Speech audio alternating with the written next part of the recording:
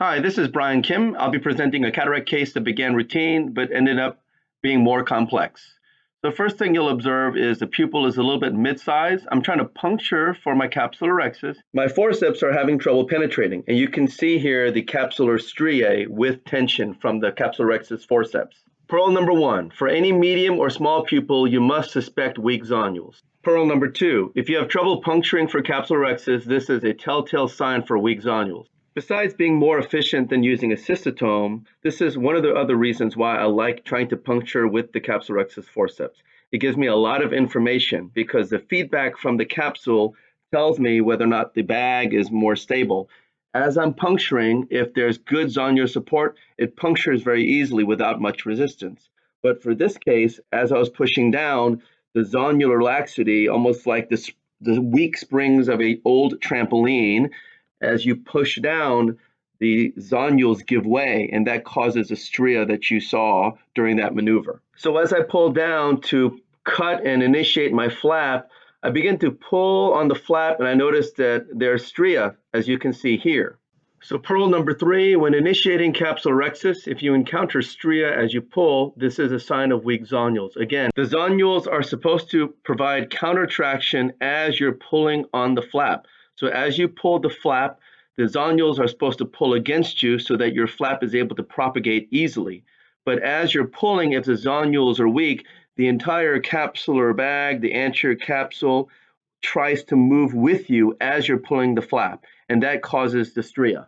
So I go ahead and initiate my capsular rhexis. I'm fully aware at this point that there is some zonulopathy, and I'm just carefully trying to create a nice continuous capsular rhexis. Again, I pause here to again show and illustrate the stria that's being shown as I'm pulling.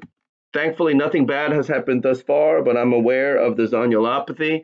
I'm continuing to re-grab and initiating my capsular rhexis very carefully, little by little. Again, I'm pulling, and again, as I do the capsular rhexis, I do sense that there's a little bit of lack of counter force of the zonules as I'm making my rhexis, and so I have to modify my technique just a little bit and pull with a little bit more intentionality to finish my rhexis. I prefer performing capsular fornix hydrodissection. I use a right angle cannula, go across underneath the intercapsular edge, rotate down into the capsular fornix.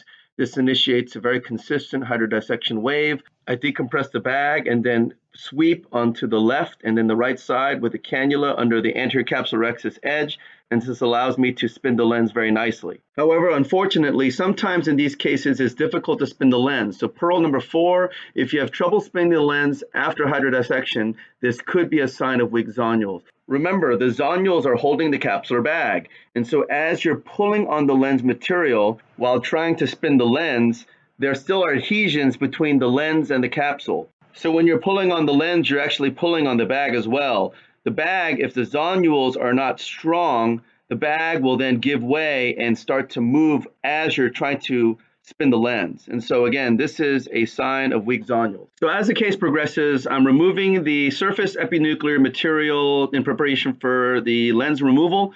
But as you see, as I'm using the high vacuum to remove that lens material, you see this sudden jiggling of the lens as I'm using the high vacuum. This jiggling of the lens is also a sign of weak zonules. And I'm playing it in slow motion here so that you can appreciate the jiggling movement of the lens as I'm using that high vacuum to remove the epinuclear material.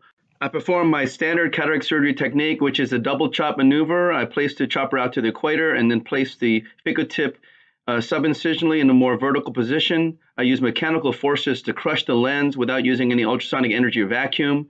I then proceed to place the chopper out to the contralateral equator, and I crush and chop the contralateral heminucleus. This is the cross chop maneuver. The cataract removal techniques I employ does not require any spinning of the lens within the capsular bag. I use a no spin technique, and so the double chop and cross chop allow me to fracture the lens into pieces, and then I use my chopper to prolapse the lens material to the central safe zone so I can emulsify the lens. Again, there's no traction or tension on the zonules with these techniques. So you want to take your time when you're removing a lens with weak zonules. You see I'm placing the chopper out to the equator, and I'm gently teasing and separating this one quadrant. I'm going and crushing the lens material between the chopper and phaco tip. and this helps me to mobilize this piece. Again, I'm using crushing maneuvers, using mechanical fracturing forces to crush that lens material and separating it from the rest of the lens that's in the bag. Going after the lens pieces using the phaco tip and using high vacuum and ultrasonic energy would be quite risky and ill-advised in the presence and the context of zonulopathy. And so here I'm going to pronate my hand, I'm sliding the chopper out, and then I'm going to prolapse that piece into the center. I'm using crushing forces to crush that piece. I'm feathering my pedal to emulsify that lens piece. And again, because I'm using vector forces that are pulling towards the center, centripetal forces, again, within the capsular bag, this is a very zonular, safe technique. Once half the lens is gone, the one half that's left can be easily mobilized and spun within the capsular bag. I'm placing the phaco tip relatively deep in the bag to do this crushing force to divide that lens. You see that I'm using the cross chop maneuver also here to crush that one quadrant. I'm pulsing my phaco pedal to emulsify this lens. Again, every maneuver begins with placing the chopper out to the equator and then crushing the lens between the chopper and the phaco tip. Again, this lens was a fairly dense lens. It was a 2+ lens, and you just want to take your time by, again, sandwiching the lens material and crushing it. Here, the lens is tilted a little bit funny, so it's not able to grab very, very easily. So all you have to do is don't panic, just kind of turn the lens in the orientation you like, which I just did there. And now I can actually capture that lens material between my phaco tip and chopper, and I crushed it without any problems. So you just want to take your time, again, employing a technique that is safe to the zonules. You want to use minimal ultrasonic energy and vacuum. You can see that the CDE is relatively low for this 2+ dense lens. I'm pushing down on the lens material here to make sure I'm underneath the anterior capsule, and then I'm sandwiching the chopper and phaco tip to crush the lens material here again. So the cataract technique matters when you're dealing with weak zonules. Pearl number 5, employ mechanical fracturing techniques such as double chop and cross chop to minimize zonular traction. And pearl number 6, do not try to grab pieces with a phaco tip. Rather, pull the lens pieces into the central safe zone away from the zonules for emulsification. So after lens removal, I like to place a cannula in the paracentesis and push BSS as I remove the phaco tip.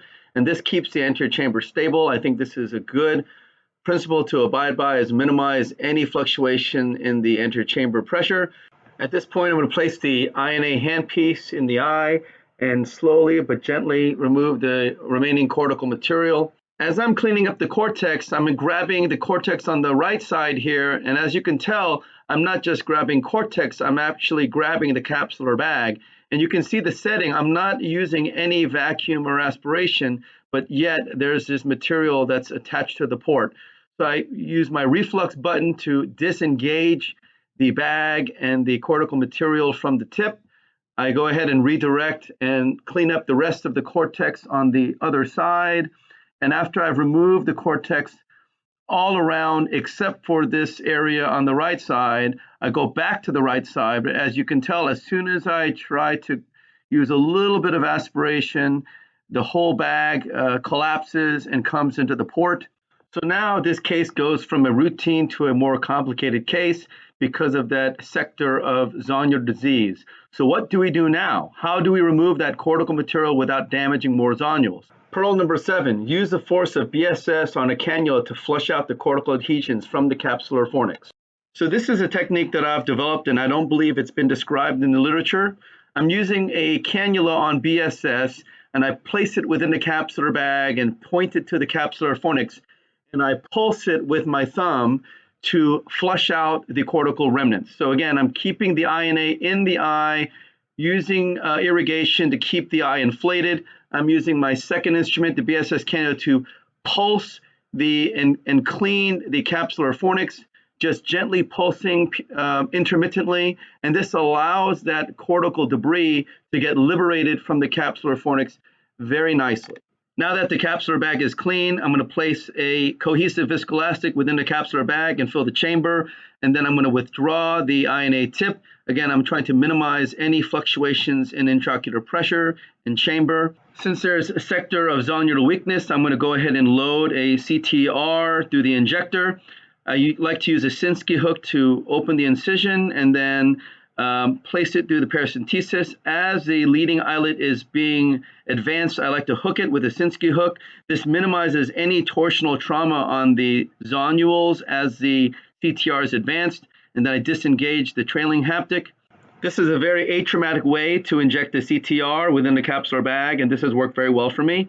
I go ahead and place the single piece intraocular lens implant within the capsular bag, and then using the INA handpiece, I'm able to rotate the lens. I like to rotate the lens 90 degrees clockwise, and I do a slight tilt of the IOL. This ensures that both haptics are within the capsular bag, and I'm able to evacuate all the viscoelastic within the capsular bag as well. Tilting the lens in this manner and pushing it slightly nasally ensures that the haptics are within the capsular bag. I will use a Maltzman, which is a vertical Y instrument, to retract the pupil. As you can see, the capsular bag and capsular fornix are completely clean of any cortical material. Using the BSS cannula to pulse and flush the capsular fornix is really an atraumatic way of getting this stubborn cortical material out of the capsular fornix, especially in the context of weak zonules.